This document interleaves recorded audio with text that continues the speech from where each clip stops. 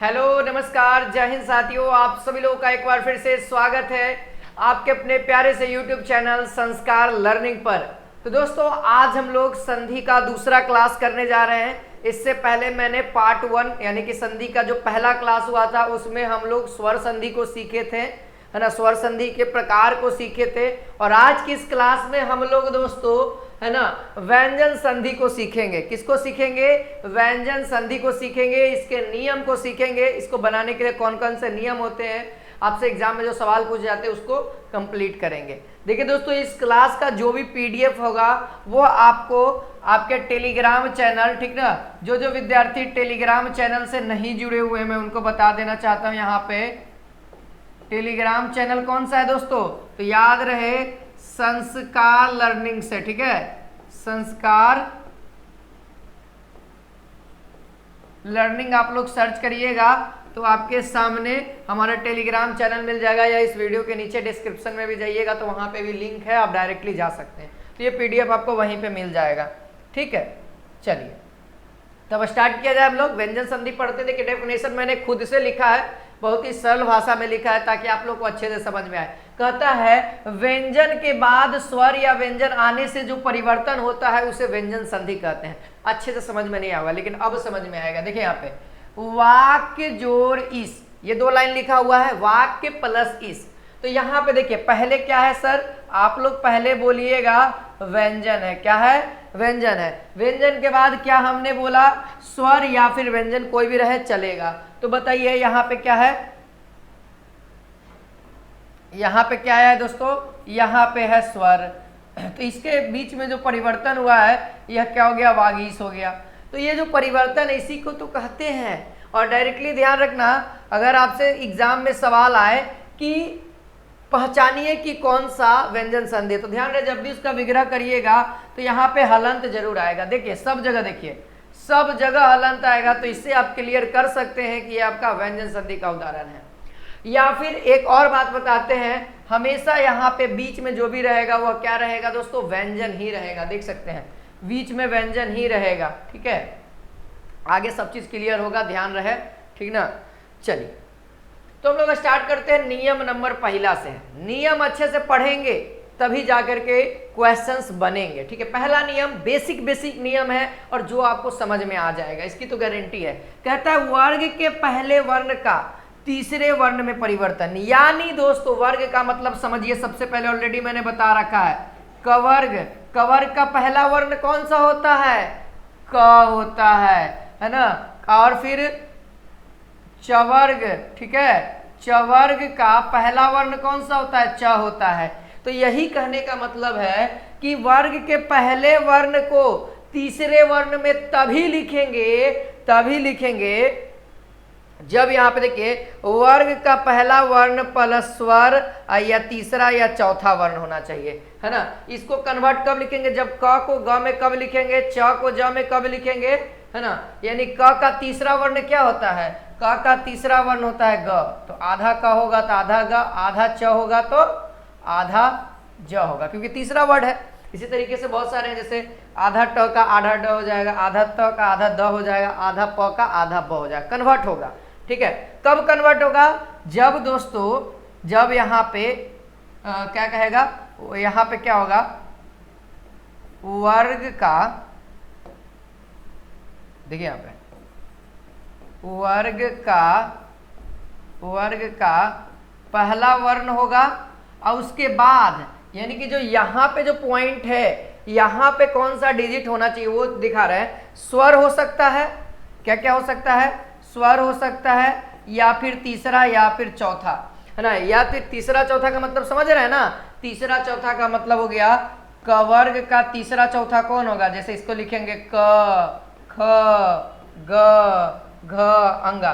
तो देखिए ये पहला हो गया, ये दूसरा हो गया, ये तीसरा हो गया, ये चौथा हो गया। यानी इन दोनों में से कोई आ गया तो ये किस में कन्वर्ट हो जाएगा? आधा क में हो जाएगा। एग्जाम्पल से आपको ज्यादा क्लियर होगा, आप लोग एग्जाम्पल की ओर बढ़िए। देखिए यहाँ पे एग्जाम्पल मैंने लिख दिया है, देखिए दिक जो रंबर, यहाँ पे पहला वर्ड है, ये कवर्ग का पहला है दोस्तों, और कवर्ग के पहले के बाद क्या आ गया? तीसरा आ गया। ग हमारा तीसरा होता है ना। तो क्या हो जाएगा दोस्तों, दी क क्या चीज में कन्वर्ट हो जाएगा, अपना तीसरा में। क किस चीज में कन्वर्ट हो जाएगा, अपना तीसरा में। तो आधा क है तो कन्वर्ट किस में करेगा, आधा ग में। तो यहां से क्या हो जाएगा, दी आधा ग और ये गज लिख देंगे, दिग्गज। सो इसी तरीके से अ है, आधा च, उसके बाद क्या आ गया, स्वर आ गया। तो स्वर वाला तो रूल फॉलो होगा ना, स्वर वाला तो होगा।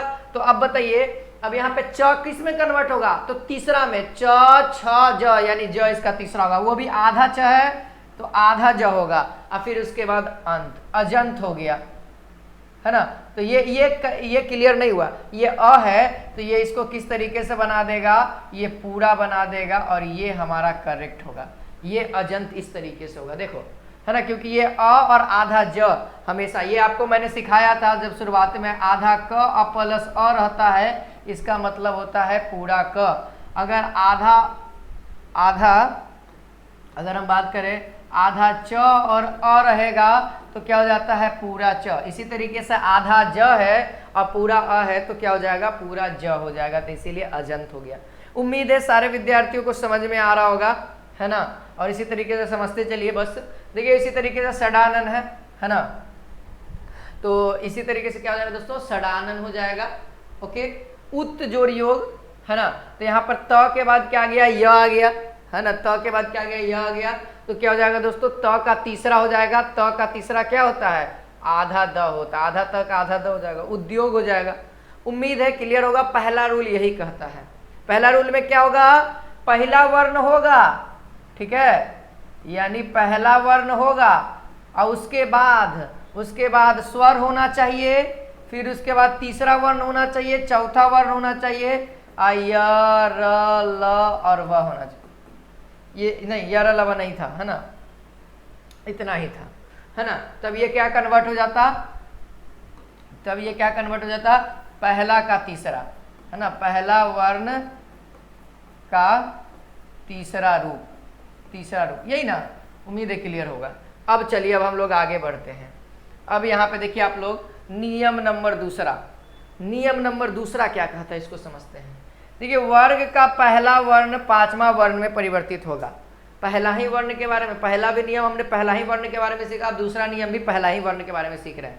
तो कहता है पहले क्या आएगा, पहला वर्ण, है ना, वर्ण का पहला वर्ण आएगा और उसके बाद म या य रहेगा तो पांचवा में कन्वर्ट होगा। म या य रहेगा तो पांचवा, जैसे वाक्य जोड़ मैं, तो यहाँ पे तो पहला आ गया और यहाँ पे म आ गया, तो पांचवा में क का पांचवा कर दो। क का पांचवा कुछ होता है, अंग होता है, तो आधा क के जगह पे आधा अंगा लिख देंगे तो वांगमय हो गया। उत जोड़ मत, तो त का पांचवा क्या होता है, त का पांचवा क्या होता है, न होता है, तो यहाँ पे क्या हो जाएगा, आधा त के जगह पे आधा न हो जाएगा, तो उन्मत्त। इसी तरीके से त का आधा क्या हो जाएगा, तन्मय।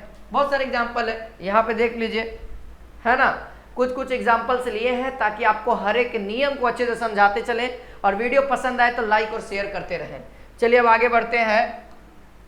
ये देखिए, अब रूल नंबर तीसरा देखिए। रूल नंबर तीसरा क्या कहता है दोस्तों, स्वर होना चाहिए, आगे में क्या हो, स्वर हो, है ना। अस्वर के मतलब, कहने का मतलब आ नहीं होना चाहिए। एक रिस्ट्रिक्शन लिख दिया गया, आ को छोड़ करके कोई भी हो जाए, और उसके बाद अगर छ दिख जाए तो अच्छ कर देते हैं। क्या करते हैं, अच्छ कर देते। देखिए जैसे स्व, यहाँ पे क्या स्व, व आ रहा है, आ नहीं ना आ रहा है सर, आ एकदम नहीं आना चाहिए, और उसके बाद छ है तो क्या हो जाएगा दोस्तों, आप लोग क्या करिएगा, स्व लिख देंगे और छ के जगह पे छंद, आधा च और छ लिख देंगे, बाकी ये चीज ऐड कर देंगे, ठीक है। और देखिए जैसे परिच्छेद है, तो परिच्छेद है तो परि लिख देंगे, और यहाँ पे छ आ गया ना, ई के बाद क्या आ गया, छ आ गया, है ना। ई के बाद हमको तो अ को छोड़ना है, तो परि आधा च अच्छे आधा परिच्छेद। विच्छेद का भी उसी तरीके से, वी आधा च अच्छे आधा विच्छेद। तो समझ में आ रहा है व्यंजन संधि को कैसे पकड़ना है, ठीक ना। रूल नंबर 4 देखिए, रूल नंबर 4 त से संबंधित है। बहुत बार एग्जाम में आपके पूछा जाता है त से संबंधित। पहला नंबर, त में भी बहुत कैटेगरी है जिसको आपको सीखना है। तो पहला नंबर कहता है त प्लस, यानी आधा त के बाद अगर च या छ दिखे, समझिए, आधा त के बाद अगर च या छ दिखना है तो त का आधा च हो जाता है, त का आधा च हो जाता है। इसको हम समझाते हैं आपको।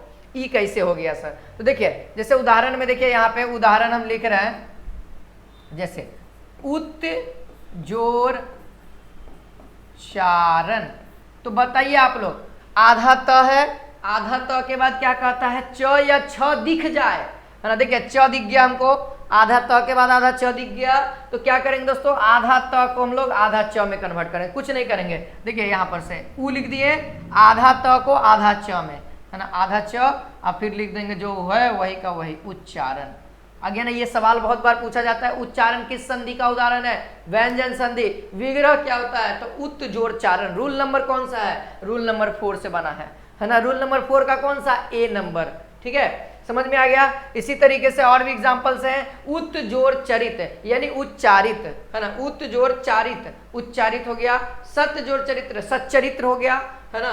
देखिए जगत जोर छाया, तो जगत छाया, है ना, जगत छाया, ठीक है, च का उच्चारण करना ही करना है, ठीक है। और देखिए आगे, आगे देखिए, त के बाद अगर ज या झ दिखे तब, आधा त के बाद ज या झ दिखे तब, तो त का आधा ज हो जाता है, आधा त का आधा ज में कन्वर्ट हो जाता है। जैसे देखिए सत्य जोड़ जन, आधा त के बाद ज दिख गया, तो क्या हो जाएगा, आधा त किस चीज में हो जाएगा, ज में, तो स आधा ज, ज न सज्जन हो गया ना। उत जोड़ ज्वल, तो ज आ गया, अब आधा रहे चाहे पूरा रहे, लेकिन ज है ना भाई, ज है, तो ये आधा त किस में कन्वर्ट हो जाएगा, ज में कन्वर्ट हो जाएगा, उ ज अज्वल लिख देंगे जैसे जैसे। उसी तरीके से उत जोड़ झाटिका, तो यहाँ पर क्या हुआ, झ आ गया, यहाँ देखिए रूल यहाँ पे रूल समझिए, और झ के बाद झ आ गया ना, तो झ यानी त के जगह पे हम लोग क्या कर देंगे, आधा ज कर देंगे। तो देखिए आधा त के जगह पे आधा ज कर दिया गया, बाकी उसको जैसे के जैसे जोड़ दिया गया है, ठीक है। अब देखिए तीसरा नंबर, सी नंबर कहता है, त के बाद अगर ट या ड रहे, तो त का ड में, और जब ड रहेगा तो आधा ड में हो जाएगा, समझ में आया। जैसे बृहत, त के बाद क्या आ गया, ट आ गया, त के बाद क्या आ गया, ट आ गया, तो इसको आधा ट ऐड कर देंगे, देखो बृहटिका, है ना। उसी तरीके से डयन का देख लो, है ना, उत जोड़ डयन, ड आ गया तो आधा ड ऐड कर देंगे, इसके जगह पे केवल चेंज करना, इसके जगह पे इसको ऐड करना, उ आधा ड डयन उड्डयन, है ना। बस यही सिंपल सी चीजें हैं। अब देखिए ये डी नंबर रूल कहता है, त के बाद अगर ल आ जाए, अगर त के बाद ल आए, मोस्ट इंपोर्टेंट है, ठीक ना, हर एक चीज हम अच्छे से समझा रहे हैं, उम्मीद है समझ में भी आ रहा होगा, ठीक ना। त के बाद अगर ल रहे, तो ये जो त है वो आधा ल में कन्वर्ट हो जाएगा। समझिए एग्जाम्पल से, देखिए यहाँ पे, हाँ, जैसे तत्, आधा त के बाद क्या आ गया, लीन, ल आ गया, आधा त के बाद ल आ गया, कंडीशन फॉलो हो गया सर, त वाला यानी रूल नंबर 4 का डी वाला रूल फॉलो हो गया। तो क्या करते हैं दोस्तों, आधा त को आधा ल में कन्वर्ट कर देते हैं, तो यहां से क्या हो जाएगा, त आधा त को आधा ल में, आ लीन लिख देंगे, तो क्या हो जाएगा, तल्लीन, बन गया ना तल्लीन, बन गया ना तल्लीन, देख लो आप लोग, बन गया है ना। उसी तरीके से उत जोड़ लास, आधा त के बाद पूरा, आधा त के बाद ल आ गया, तो आधा त किस में कन्वर्ट होगा, आधा ल में, तो उ आधा ल, लास उल्लास। उसी तरीके से उत जोड़ लेख, त के बाद ल आ गया, तो त किस में कन्वर्ट होगा, ल में, तो उ आधा ल लेखा उल्लेख, है ना, उल्लेख, है ना। देखिए अब ई नंबर देखिए, ई नंबर कहता है, त के बाद अगर स दिखे, अगर त के बाद स दिखे, आधा स की बात कर रहे हैं, ठीक ना, आधा स की बात, तो त का च में और स का छ में हो जाता है ना। देखो आधा त के बाद स दिखे, कौन सा स, तलब्बे स, है ना, तलब्बे स इसको कहते हैं, इसको मुधान स कहते हैं, इसको डंटी स कहते हैं, ठीक है, इसको डंटी स कहते हैं। चलिए यह देखिए ये हो गया, तो देखिए यहां से हमको कन्वर्ट, जैसे उत जोड़ श्वास, तो उ अत, तो देखिए यहाँ पे लिख रहे हैं, उ तो लिख दिया, त को हमको किस में कन्वर्ट करना है, आधा च में, तो आधा त है तो आधा च लिखो, और फिर स है दोस्तों, आधा स है तो आधा स को आधा छ में कन्वर्ट करना है, और आधा छ को ऐसे डैश दे करके लिखते हैं। अब बाकी जो है वास वो लिख देंगे, देखो मैच किया, देखो यहाँ पे उच्छ्वास बनाना सीख गए। देखिए क्या है, सत्य जोड़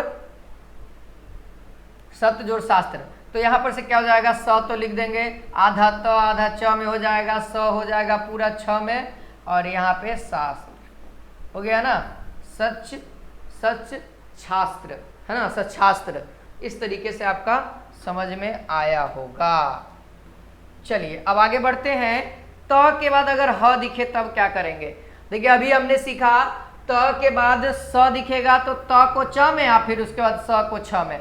अगर त के बाद ह दिखे तो त को आधा द में और ह को पूरा ध में, क्योंकि पूरा ह है तो पूरा ध है, आधा त है तो आधा द है। समझ में आ रहा होगा। तो जैसे एग्जाम्पल आपका हो जाएगा यहां पर से तत् जोर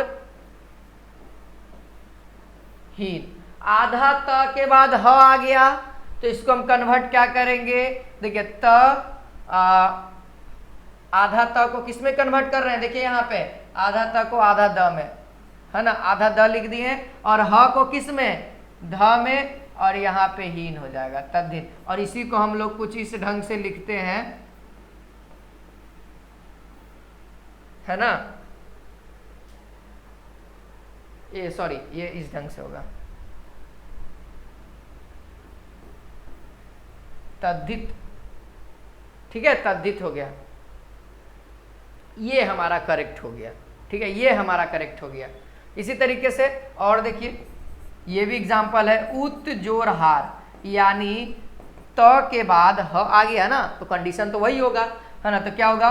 उ के बाद आधा, ये त तो पहले आधा द में होगा और ह जो होगा पूरा होगा, और इसी को हम लोग कुछ इस ढंग से लिखते हैं उद्धार। यानी इसको कहा जाए सर, अगर त के बाद ह दिख जाए तो डायरेक्टली आप इन दोनों के जगह पे ये वाला चीज ऐड कर सकते हैं, है ना, ये चीज ऐड कर सकते हैं, डायरेक्टली कर सकते हैं। जैसे यहाँ पे आता तत् जो हीन आ गया तो डायरेक्टली हम लोग तद्धित लिख देते, है ना।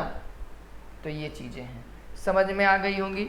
अब देखिए आगे बढ़ते हैं रूल नंबर 5 की ओर। नियम नंबर 5 क्या कहता है ना, रख हौसला वो मंजर भी आएगा, प्यासे के पास चलकर समंदर भी आएगा, थक कर न बैठे मंजिल के मुसाफिर, थक कर न बैठे मंजिल के मुसाफिर, मंजिल भी मिलेगी और मिलने का मजा भी आएगा। तो जोश और जुनून के साथ लगे रहना है सर, रुकना और थकना मना है, ठीक ना। चलिए रूल नंबर 5 यहाँ पे कहता है री र स के बाद अगर न आए तो न का ट्वर्गी न कर देते हैं। बहुत सिंपल रूल है, कुछ है ये, देखिए री और आधा स के बाद स्वर कवर्ग पवर्ग और अंतस्थ और अनुस्वार दिखे तो न का ट्वर्गी न, मतलब किसी भी हालत में न को ट्वर्गी न में कन्वर्ट करना है। बस क्या रखना है दोस्तों? आगे वाला याद रखना है, ये वाला चीज तो समझ री र स के बाद न आए तो ट्वर्गी न, री आधा स के बाद अगर स्वर आए कवर्ग आए पवर्ग आए, है ना, और अंतस्थ आए तो उसको हम लोग ट्वर्गी न को। जैसे यहाँ पे देखिए परिजोर नाम, है ना, यहाँ पे देखिए क्या आ गया दोस्तों, र है, यहाँ पे देखिए र है और यहाँ पे कंडीशन में दोनों जगह र है, कोई दिक्कत नहीं है, समझने में तो कोई दिक्कत नहीं है, दोनों जगह र है। यहाँ पे र के बाद क्या आ गया? न आ गया, यानी ये वाला नियम पूरा र है तो यानी ये वाला नियम फॉलो, न आ गया तो वो न का ट्वर्गी न में केवल कन्वर्ट करना है, बाकी सबको जैसे है एज इट इज वैसे ही लिखना है। परिजोर नाम, देखिए परिणाम हो गया ना, केवल न को चेंज किए हैं। देखिए प्रणाम, यहाँ पे क्या है? आधा र है, आधा र के बाद क्या आ गया? न आ गया, है ना, आधा र के बाद क्या आ गया? न आ गया, ठीक है, ठीक है, न आ गया तो उसको हम क्या करेंगे दोस्तों? न को हम लोग किस में कन्वर्ट करेंगे? ट्वर्गी न में। तो क्या हो जाएगा? प्रजोर नाम प्रणाम, ठीक ना। भू आधा स आ गया यानी स्वर आ गया, यानी स्वर आ गया तो डायरेक्टली हम लोग क्या करेंगे दोस्तों? भूषण, है ना। क्यों सर? क्योंकि हमको तो इससे कोई मतलब नहीं है। देखो यहाँ पे भू का भू हो गया, आधा स है और ये अ कहाँ जाएगा? इसको पूरा कर देगा, आधा स को और अ मिल जाएगा तो पूरा श हो जाएगा, और न को न हमको चेंज करना है। तो ये हो गया हमारा कुछ करेक्ट, समझ में आ रहा है ना? ठीक है, ठीक है। इसी तरीके से रामायण, देखिए एक सवाल हम पूछते हैं, रामायण कौन सी संधि है? ऑप्शन में रहेगा दीर्घ संधि। देखिए यहाँ पे याद रखना दोस्तों, यह एक स्वर संधि है, यह एक स्वर संधि है और यह स्वर संधि में ही ज्यादातर आता है, आपके एग्जाम में ध्यान रहे। और यह स्वर संधि में किसका है? दीर्घ संधि का। इसको मैंने, है ना, नियम नंबर 5 से भी बनाने की कोशिश की और नियम नंबर 5 से भी बन गया। लेकिन एक बात याद रखना, यहाँ पे आयन नहीं है, इसको आयन लेकिन बनाया गया है, तो इसीलिए यह स्वर संधि का ही उदाहरण है, ठीक है। चलिए और आगे बढ़ें, और आगे बढ़ते हैं। देखिए नियम नंबर 6 कहता है म के बाद क से लेकर के म तक के कोई भी एलिमेंट आ जाए, इसके बीच का कोई भी आ गया तो पंचाक्षर लिखेंगे या फिर अनुस्वार देंगे, ज्यादातर तो अनुस्वार ही होता है, और ये जो अनुस्वार होता है न के रूप में उच्चारित करेंगे। एग्जाम्पल से समझ में आएगा। ठीक है, याद रहे आधा म के बाद अगर क से लेकर के म तक के कोई भी अक्षर आ गए बीच में से तो हम लोग अनुस्वार में रखेंगे, है ना, और न के रूप में उसका इस्तेमाल करेंगे। ठीक है, मतलब समझाते हैं। म के बाद अगर य, र, ल, व, स, श, स और ह हो, इन सभी में से कोई एगो आ गया तो सदैव अनुस्वार करेंगे और इसका जो उच्चारण होगा वह म के रूप में होगा, है ना, समझ में आया। इसका जो उच्चारण होगा वह म के रूप में होगा। किसका किसका? य, र, ल, व, स, श, स, ह। ठीक है, म के बाद अगर म आ जाए, है ना, आधा म के बाद अगर पूरा म आ जाए तो आधा म केवल जोड़ देते हैं। अब एग्जाम्पल अच्छे से समझ में आएगा। यहाँ देखिए एग्जाम्पल, देखिए यहाँ पे जैसे लिखा हुआ है सम, आधा म है, उसके बाद क्या आ गया दोस्तों? कलन, है ना, कलन आ गया, यानी क आ गया, यानी क आ गया। क से म तक की बात कर रहे थे, क आ गया। ये पहला वाला जो एग्जाम्पल है दोस्तों वह पहले वाले के लिए है, दूसरा वाला दूसरे वाले के लिए है, और ये तीसरा वाला तीसरे वाले के लिए है। ठीक ना, तो सम जोड़ कलन, तो म के बाद क आ गया तो क्या कहता था? ऊपर में बिंदु केवल लगा देना है और लिख देना है संकलन। देखो इसको बोलो, क्या बोलोगे आप लोग? संकलन, न का उच्चारण करिएगा। और भी एग्जाम्पल है, जैसे देखिए और है सम जोड़ गति, है ना, सम जोड़ गति आ गया ना, क ख ग घ अंगा च छ ज झ इया, इस तरीके से म तक, तो ये म के बीच में आ रहा है ना ग, है ना, तो इसका क्या हो जाएगा? अनुस्वार लगाएंगे, अनुस्वार लगाएंगे। इसको क्या बोलेंगे? संगति, संगति, है ना, संगति बोलेंगे, न का उच्चारण करेंगे, है ना। जैसे देखिए परम जोर तू, परन तू बोलते हैं ना, परम जोर तू, म के बाद त आ गया, म के बाद त आ गया, और त हमारा क्या है? क से लेकर के म के बीच का है, और ये क्या हो जाएगा? परन तू, न के रूप में। ठीक है, जैसे सम जोर पूर्ण, है ना, म के बीच में प आता है तो संपूर्ण, संपूर्ण, है ना।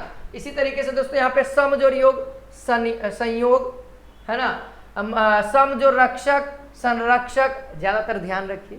ठीक है, एक और बढ़िया सा याद रखेंगे, सबसे बढ़िया है, आपके एग्जाम में सवाल इससे आ जाते हैं, तो आप लोग डायरेक्टली याद रखना कि आधा म के बाद, आधा म के बाद, है ना, ये ह तक के जो भी एलिमेंट आ जाएंगे, ठीक है, कहाँ तक के? ह तक का, तो उसको हम लोग क्या करेंगे? अनुस्वार केवल लगा देंगे। क्या लगा देंगे? अनुस्वार लगा देंगे, बस इतना ध्यान रखना है। ठीक है, और सामने में अगर म दिख जाए, अगर सामने में अगर म दिख जाए, देखो म के बाद म दिख जाए, डायरेक्टली आधा म लगा करके काम तमाम। जैसे समगति, सम्मति, संपत्ति, है ना, इसी तरीके से सम्मान, समजुर्मान, सम्मान। ठीक है, अब रूल नंबर 7 और लास्ट है ये रूल, व्यंजन संधि में 7 रूल पढ़ना है, इससे ज्यादा नहीं पढ़ना है। देखिए स के पहले अगर अ हो, कंडीशन सुनिएगा, स के पहले आ से भिन्न स्वर हो, इसका मतलब समझ रहे? भिन्न स्वर, यानी अ और आ को छोड़ना है हम सबको। ठीक है, स के पहले, है ना, अ और आ नहीं होना चाहिए, इसके अलावा उ, ई, री कुछ हो जा, लेकिन अ और आ नहीं होना चाहिए। तब दोस्तों स होगा, ये डंटी स मूर्धन स में कन्वर्ट हो जाएगा। जैसे वी, बताओ व के पास अ या आ है? नहीं है सर। क्या है? तो इसके पास ई है, और ई के बाद क्या है? स है, तो ये किस में हो जाएगा? ये वाला स में कन्वर्ट, देखो विषम, है ना, वी जोड़ साध, विषाद, सु जोड़ समा, सुषमा। समझ में आया? बताइए अगर समझ में आया है तो, है ना। चलिए, ये पीडीएफ दोस्तों आपको आपके अपने टेलीग्राम चैनल, है ना, टेलीग्राम चैनल कौन सा है? संस्कार लर्निंग। देखिए कुछ इस तरह, इस ढंग से लिखिएगा, ये लीजिए संस्कार लर्निंग है, आप लोग इस पे जाइए और जुड़िए, और फिर मिलते हैं नेक्स्ट क्लास में। कमेंट करके जरूर फीडबैक भी दीजिएगा कि क्लास कैसा लगा। जय हिंद, जय भारत, वंदे मातरम।